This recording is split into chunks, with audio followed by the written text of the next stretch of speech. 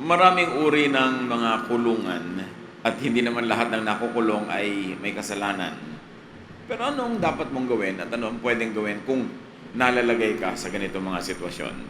Ang ating pag-aaral ngayon galing sa mga kasaysayan ni Paul, and ang pamagat natin, When in Prison.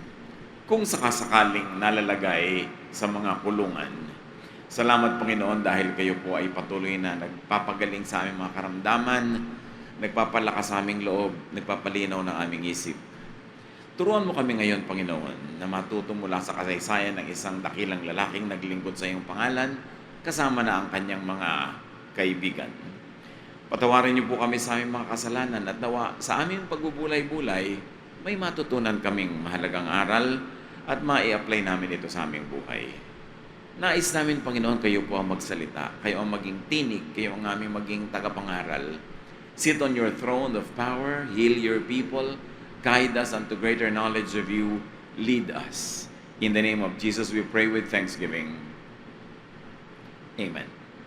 Magbabasa po tayo mula sa book of Acts, chapter 16, first from verses 16 to 18. Si Paul at si Silas ay nagmimisyon sa iba't ibang lugar at nadako sila dito sa ngayon sa ating tutunghayang kasaysayan. One day on our way to the place of prayer, we were met by a slave girl. She had a spirit in her that gave her the power to tell the future. By doing this, she made a lot of money for her owners. The girl followed Paul and the rest of us and kept yelling, "These men are servants of the Most High God. They are telling you how to be saved." This went on for several days. Finally, Paul got so upset that he turned and said to the spirit, "In the name of Jesus Christ, I order you to leave this girl alone." At once, the evil spirit left her. Napakaraming nagawang himala ng Panginoon sa pamamagitan ni Pablo. At nung sila ay nagtuturo dito sa lugar na ito, mayroong isang alipin, babaeng alipin na sobrang pinagkakakitaan ng kanyang mga amo. Bakit? Kasi may nakatirang masamang espiritu dun sa babaeng ito at nakakapanghula. Nakakapagsabi ng mga mangyayari at napakaraming kinikita nila dahil sa gift na ito. Nung makita ng espiritong nasa babae, sila Pablo, sinundan-sundan ng ilang araw. At bagamat totoo ang sinasabi niya, "These are the servants of the Most High God. They are telling you how to be saved." Nairita si Paul kasi hindi siya makabuelo sa kanyang pagpipreach.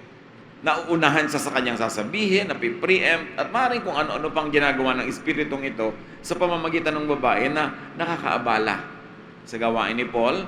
So, sa wakas ay napuno si Paul at binalingan niya itong espiritu at sinabi niya, "Sa pangalan ni Jesus, umalis ka sa batang yan."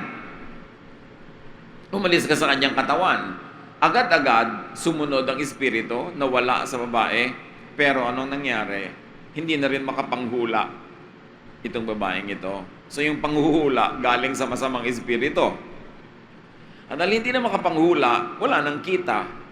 At dahil sa naapektuhan ang kita ng amo ng babaeng ito, ay siyempre may gagawin sila. Ano ang kanilang gagawin? Acts 16:19 to 24. When the girl's owners realized that they had lost all chances for making more money, they grabbed Paul and Silas and dragged them into court. They told the officials, "These Jews are upsetting our city. They are telling us to do things we Romans are not allowed to do." The crowd joined in the attack on Paul and Silas. Then the officials tore the clothes off the two men and ordered them to be beaten with a whip.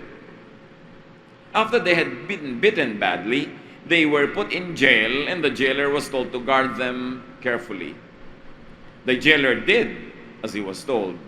He put them deep inside the jail and chained their feet to heavy blocks of wood. Dahil sa naging lugi nitong mga amo, idinemanda nila si Paul at naipakulong naman. Hindi lang naipakulong, siya ay ginulpi pa, hinubaran sila ng kanilang damit at pinaglalatigo, pinaghahampas, at pagkatapos ay ipinalagay doon sa kaloob-looban ng kulungan at pinabantayang mabuti.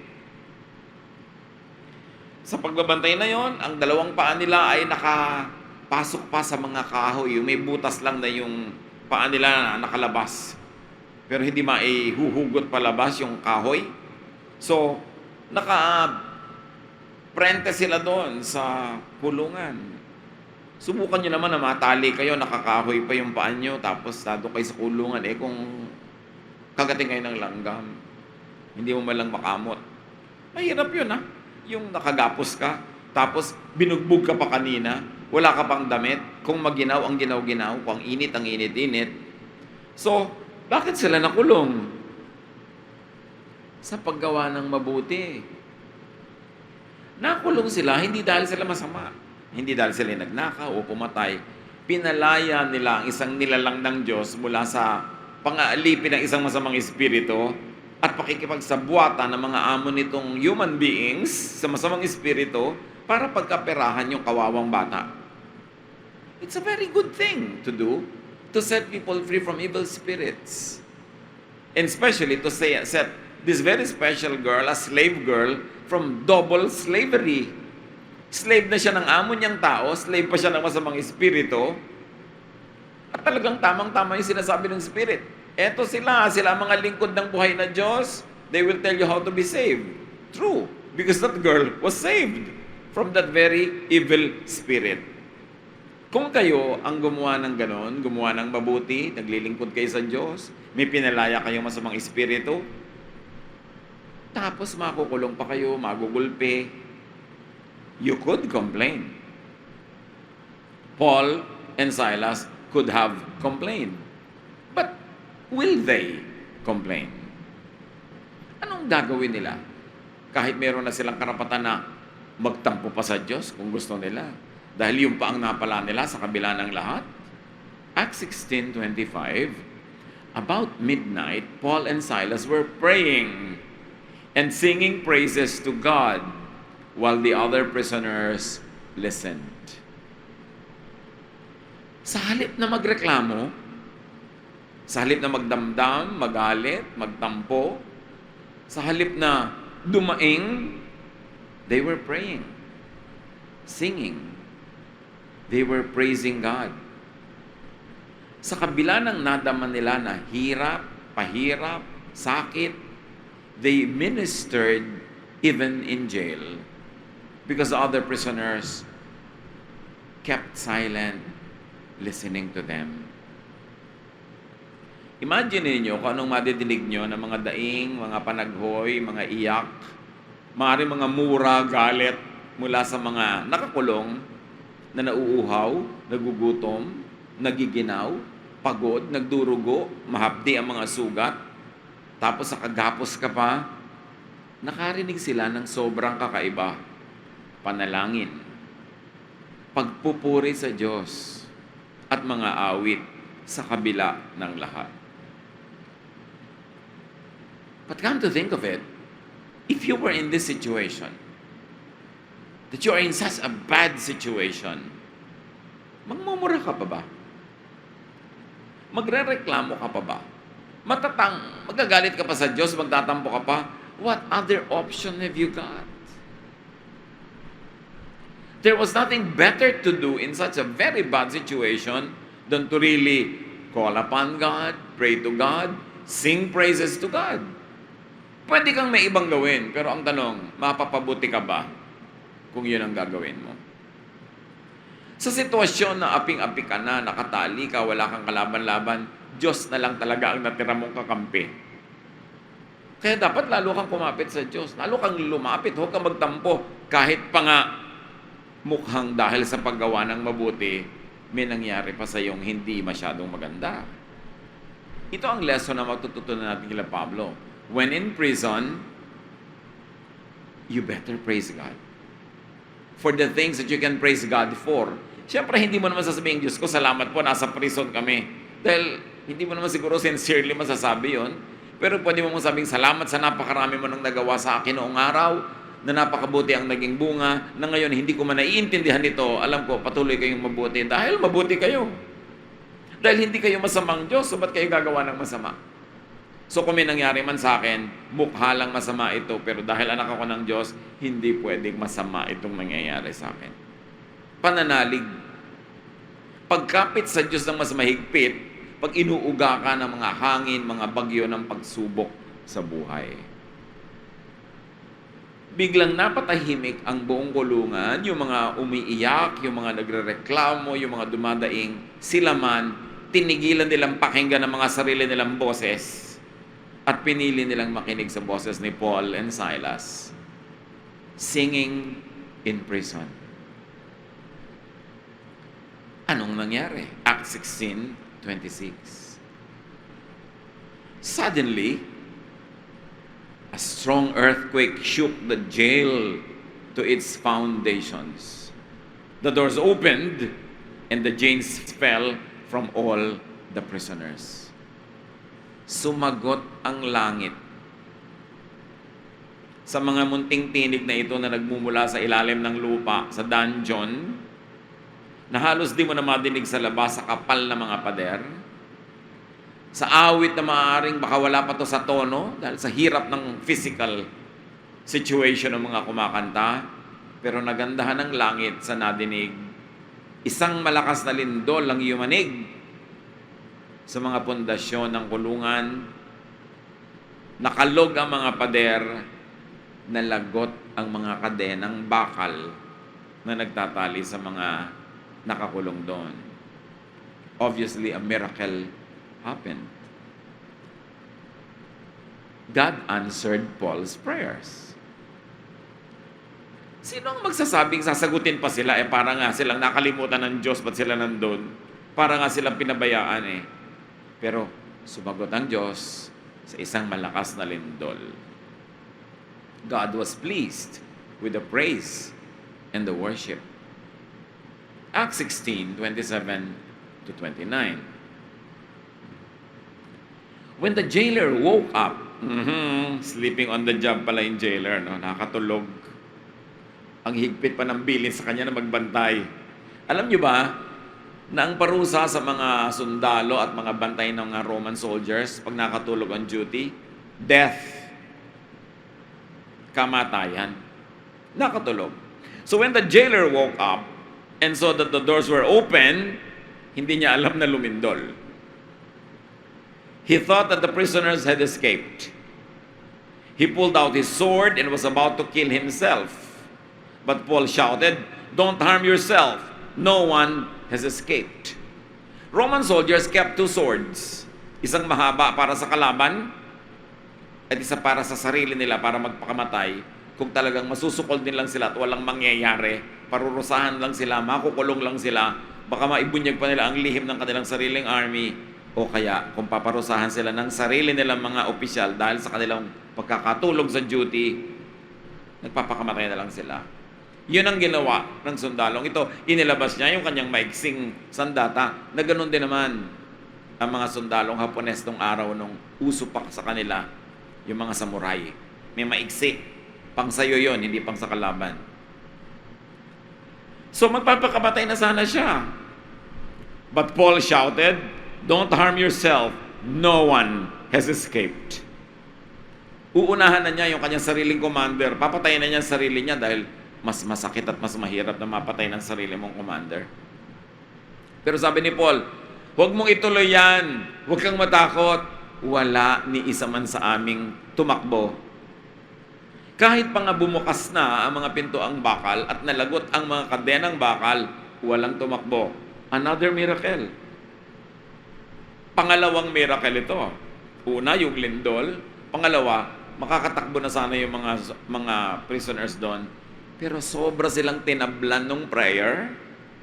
Sobra silang tinablan ng kanta, ng mga papuri sa Diyos. Hindi nila naisipan yung automatically dapat naisipan nila magtakbuhan.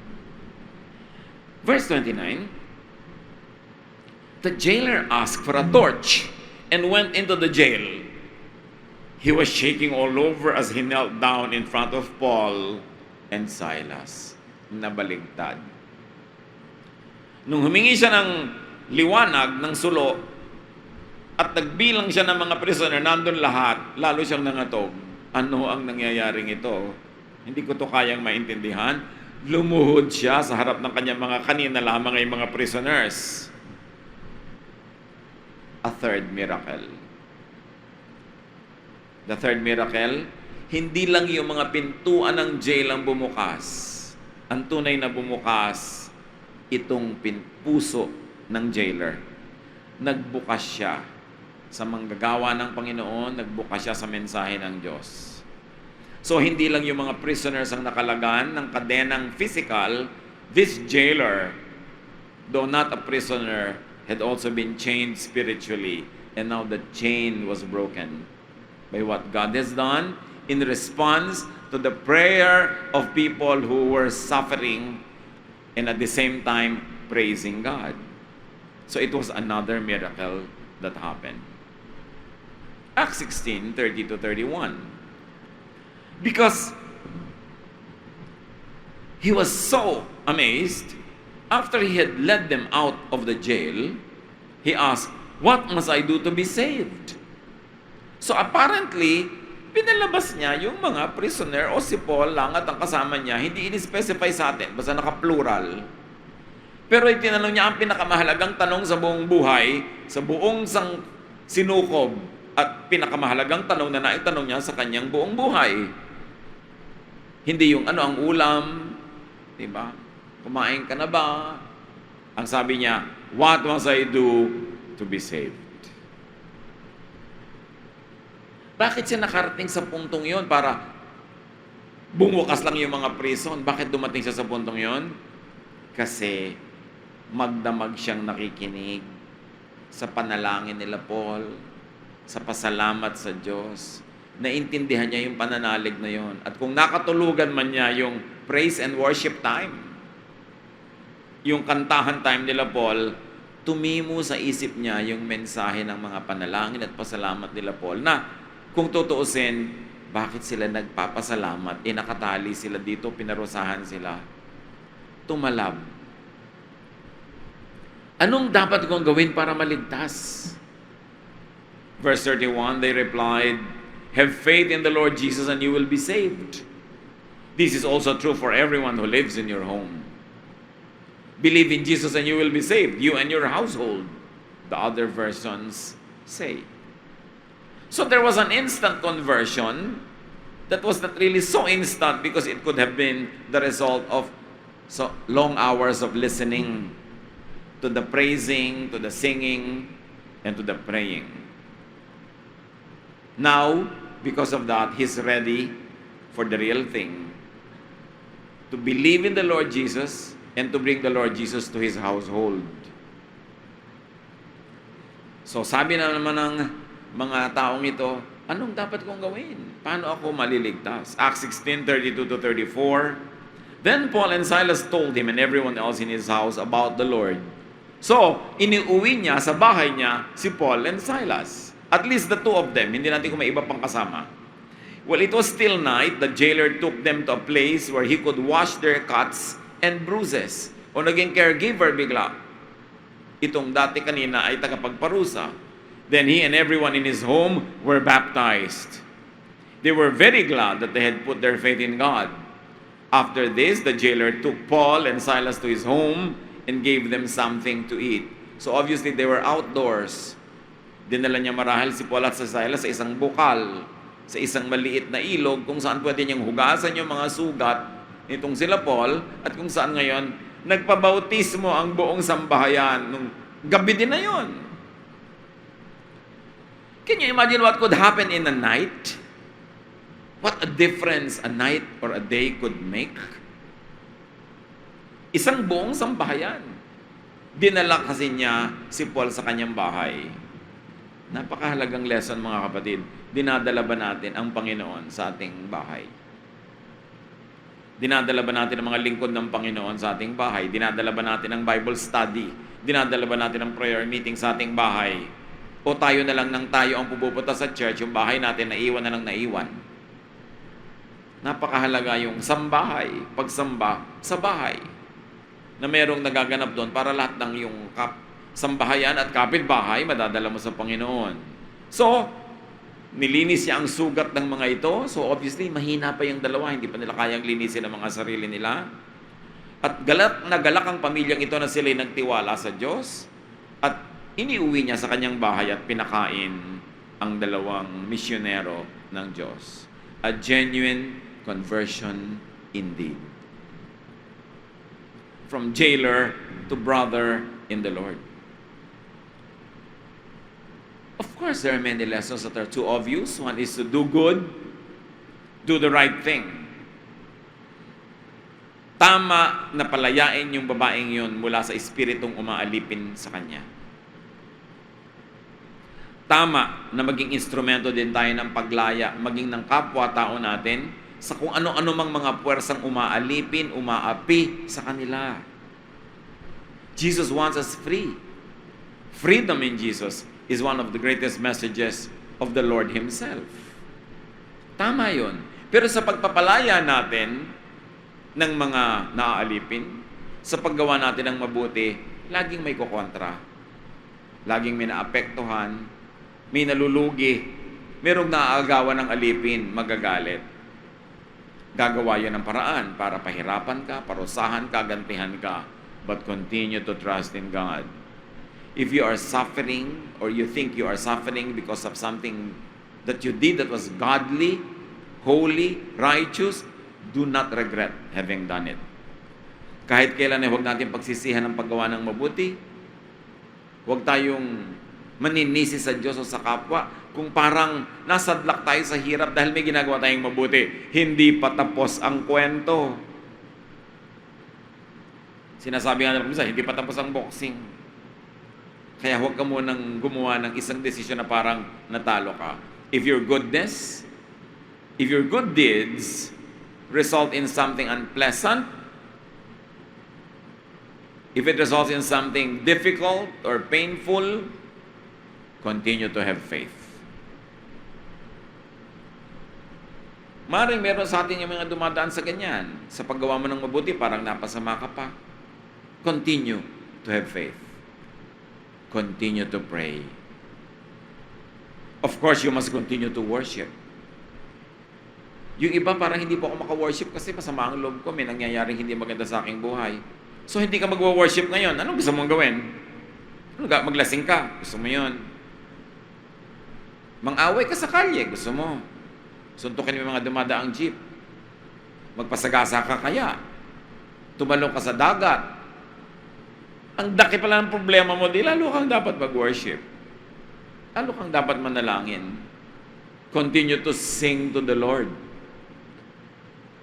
Napipili mo naman kung anong lalabas sa salita sa iyong bibig kahit naghihirap ka kahit nagdurusa ka. Bakit magsasabi ng mga salitang maglalayo sa iyo sa Diyos at maglalayo sa iyo sa grasya? Continue to praise God. You have no better option. You have no better choice. So, dahil ginawa na yon, at kung yun ay gagawin natin, see how the Lord will work in your life. Tulog kasi yung jailer, hindi niya nakita yung lindol, yung miracle. Dapat hindi ka tutulog-tulog, nakadilat ang iyong mata para makita mo ang mga himala na nangyayari sa iyong buhay, kapatid. Ang daming himala. Hindi lang yung nauga ang prison. Iba't ibang uri ng pag-uga, iba't ibang uri ng prison, kaya yan ay physical, kaya yan ay spiritual o emotional, na nauuga pag kumikilos ang Diyos in response to our prayer. Pag ikay makadiyos, ang ginagawa mo'y tama, blessing ang bunga nun kahit mukhang hindi. Romans 8:28, and we know that in all things, God works for the good of those who love Him, who have been called according to His purpose. Sa lahat ng bagay, maganda ang ginagawa ng Diyos para sa mga umiibig sa Kanya, lalo na yung mga tinawag para gawin ang Kanyang kalooban. Huwag tayong magsisisi sa paggawa ng mabuti. What could be your inconvenience? Your chain, your jail, lahat meron nun. Hindi lang si Pablo at si Silas ang nakulong. Lahat tayo nakukulong sa iba't ibang hugis, uri o anyo dahil sa paggawa natin ng mabuti. Pero hindi yun ang ending ng kwento. Do you suffer for doing good? For being good? Hindi ikaw ang original dyan at hindi ikaw ang only one. The people of God in the past had experienced this. And everywhere and every time throughout history, and even now, the people of God know what it means to suffer for doing good. Pero sabi nga sa Bible, it is better to suffer for doing good, if it's God's will, than to suffer for doing bad. Sabi niyo ba, ang hirap namang gumawa ng mabuti? Oo. Pero mahirap din namang gumawa ng masama, di ba? Pareho lang mahirap yan. Pareho lang nakakapagod yan. Sa paggawa mo ng mabuti, kakampi mo pa yung Diyos. Sa paggawa mo ng masama, di kalaban mo siya. Mabuti na lang ang gawin mo. Huwag ka na magpili-pili pa. Pareho lang mahirap. Sabi, ang hirap naman maging tapat sa asawa ko. Walang kakwenta-kwentang asawa. Mahirap din naman magtaksil, di ba? Kakapagod din yung patago-tago ka. Kung nahuli ka pa, mahirap din yun. Sabi, ang hirap-hirap naman ang maging ina. Mahirap naman na wala ka ring anak. So, mahirapan ka na lang sa pareho. Kung may choice ka, di mas marami namang immediate na fruits yung may anak ka. Lahat ng sitwasyon, pag pinili mo, ito bang gagawin ko o yun, parehong may bayad. Parehong may benefit sa biglang tingin. Pero doon ka na lang lagi sa side ng Diyos. Lalo't hindi mo masyadong naiintindihan kung ano yung bayad, ano yung benefit, ano yung magiging bunga nito, doon ka na lang sa paggawa ng mabuti. Dahil hindi ka papabayaan ng Diyos pag gumagawa ka ng mabuti. For 2 Thessalonians 1:6, God is just. Makatwiran, makatarungan ang Diyos. So when in prison, kung ikaw ay nakukulong, kung ikaw ay nasa isang kulungan, continue to trust, to worship, and to sing in your prison. Make the best out of the situation.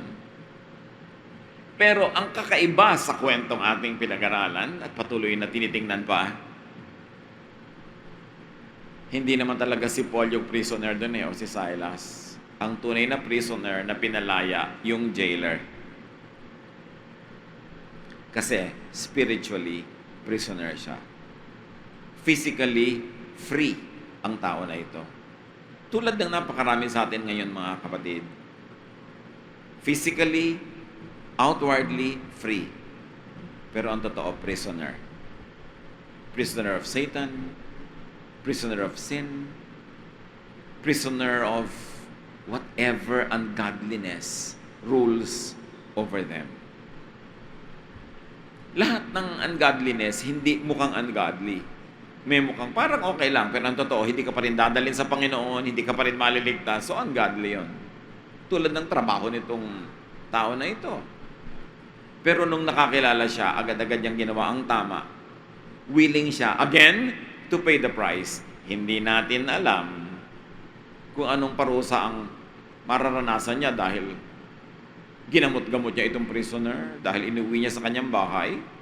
Pero, ganun, pinili niya kung ano yung mas tama, kung ano yung mas mabuting gawin. Hindi niya isinaalang-alang yung sarili niyang immediate advantage. Dahil naramdaman niya kung ano yung deep spiritual advantage in taking the side of Paul, meaning going on the side of God.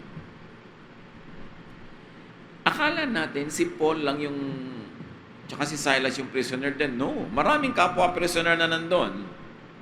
So, pwede rin na sa kwento, hindi tayo si Paul, hindi tayo si Silas.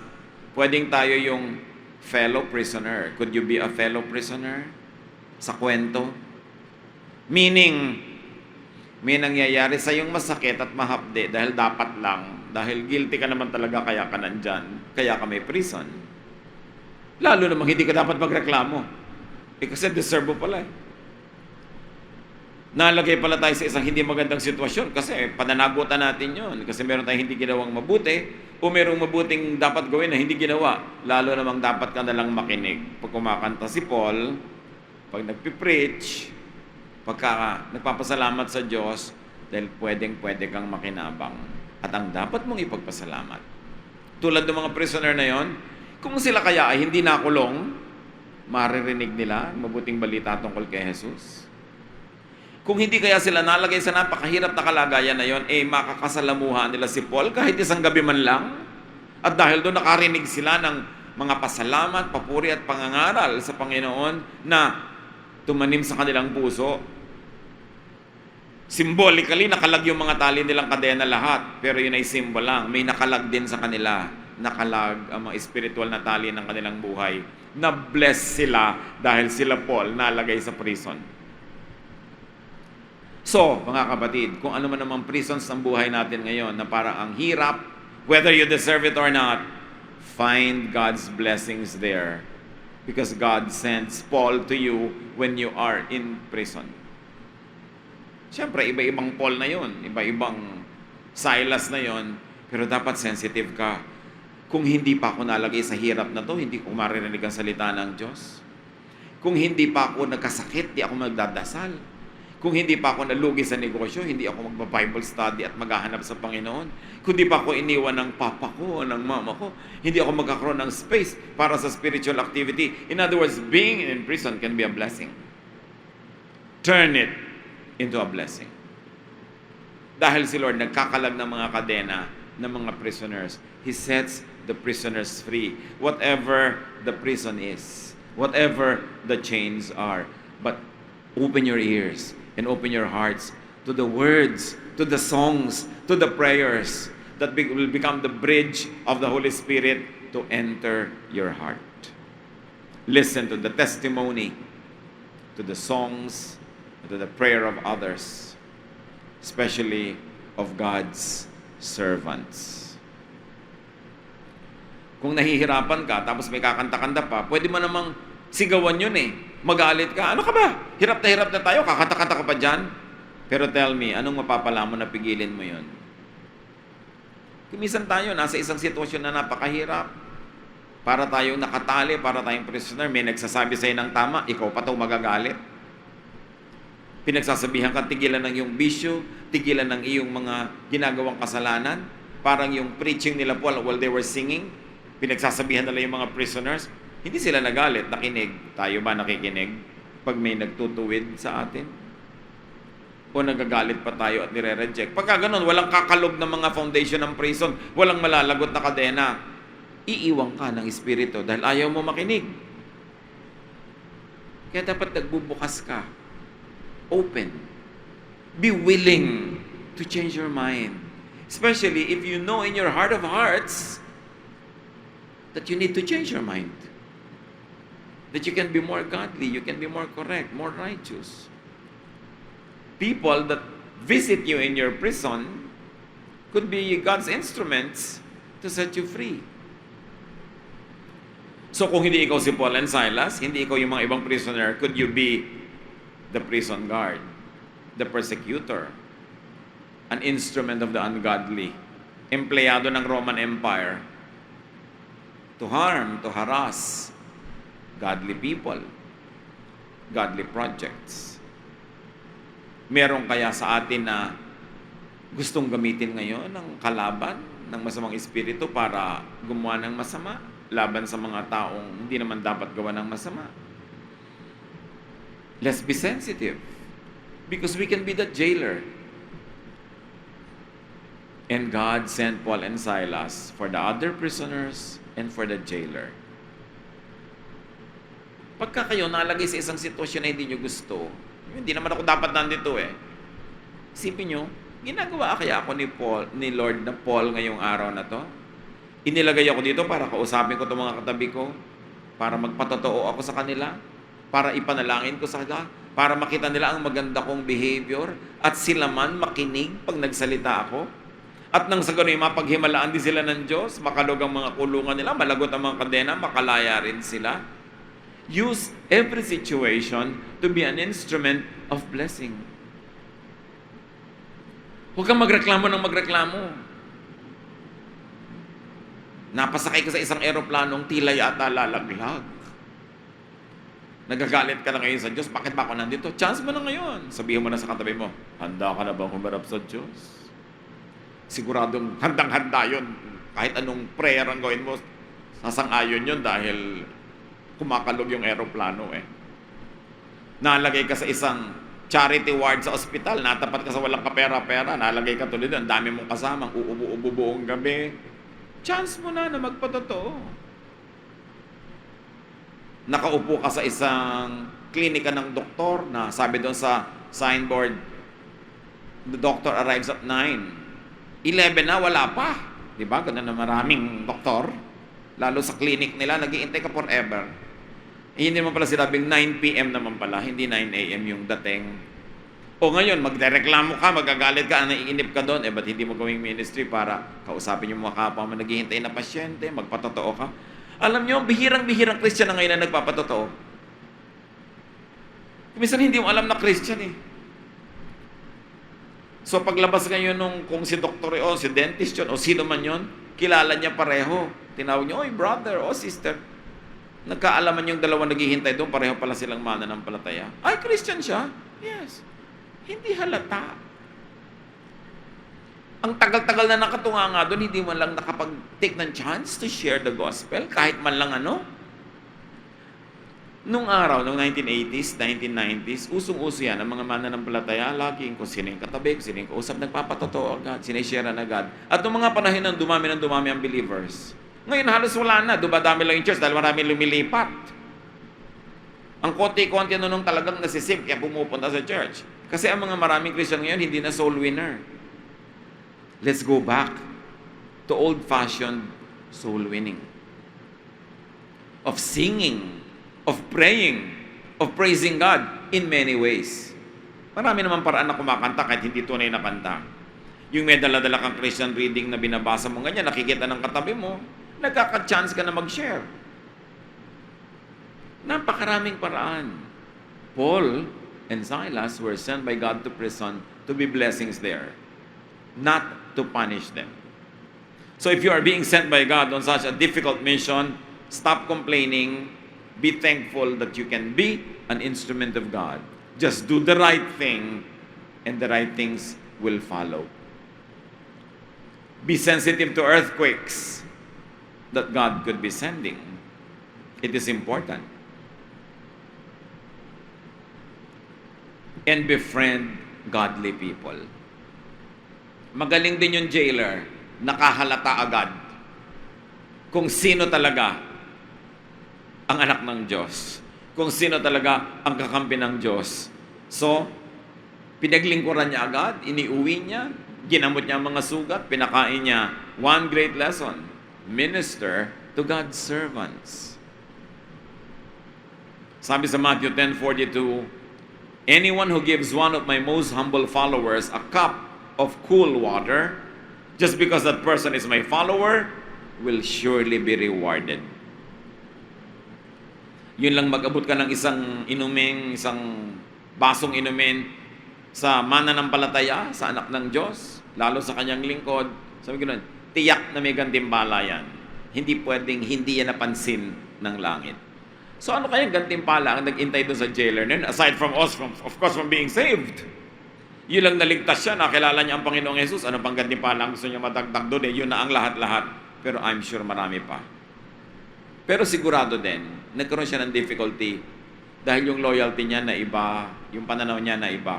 Ganon din yung mga taong nakakakilala sa Panginoon, sumusunod sa mga turo sa Bible, naiiba ang pananaw, naiiba ang point of view, siyempre may kukontra. Siyempre may mga sasalungat, may mga inconvenience, but never ever regret that you accept the Lord, that you follow the Lord, that you submit yourself to the teachings of God. So which characters in this story could be you? Whoever, when in prison, as a prisoner, as a fellow prisoner, or as a jail guard, or just as an audience, just always do the right thing. Nakasulat naman sa puso natin kung anong tama at mali eh. Huwag na lang tayo magmaang-maangan. Hindi mo naman kailangan ng verse talaga para linawin kung aling mali at tama. Alam na natin yun. Yung verse nagpapaliwanag lang, nagpa-fine-tune, nagdidiin. Pero alam mo kung anong masama, alam mo kung anong mabuti. Always do the right thing. Even if you're in prison. Especially if you're in prison. Yung wala kang kalaban-laban, wala ka ng choice, hirap ka na, lalo kang kumapit sa Diyos. Dahil nandun lang ang ating pag-asa. So ano ang kahulugan ng kwentong ito sa iyo, kapatid? Ano ang prison na ito sa iyong buhay? Ano yung chains? Sino ka sa mga characters? O, lahat ng ito tayo rin. Yumuko tayo sa Panginoon. Pagbulay-bulayan natin ang kwento. Hindi lang ito kwento ni Paul and Silas. Kwento natin ito. Hindi lang ito kwento ng jailer. Tayo, pwede rin yung jailer na yon. Tayo, pwede rin yung mga fellow prisoners. Dear God, salamat sa kwentong ito na maaari naming paghugutan ng mga leksyon sa sarili naming buhay. Maaring naipakita mo na sa amin kanina pa at patuloy mong ipinapakita at nawa, patuloy mong ipakita pa kahit sa mga darating pang araw kung ano-ano ang mga practical lessons na maaari namin makuha sa kwento. Teach us to be like Paul and Silas, to sing, to praise, to pray, no matter what. Teach us to be like the prisoners, to keep silent, to forget our own complaints and sorrows so we can hear God's people speaking and singing and praying, and we can be blessed. And teach us to be the jail guard, O God, willing to change our stand, to change our allegiance and loyalty, to change our mind once you touch us. Pagbulay-bulayan natin mga kapatid, hanapan ng marami pang mayayamang personal lessons.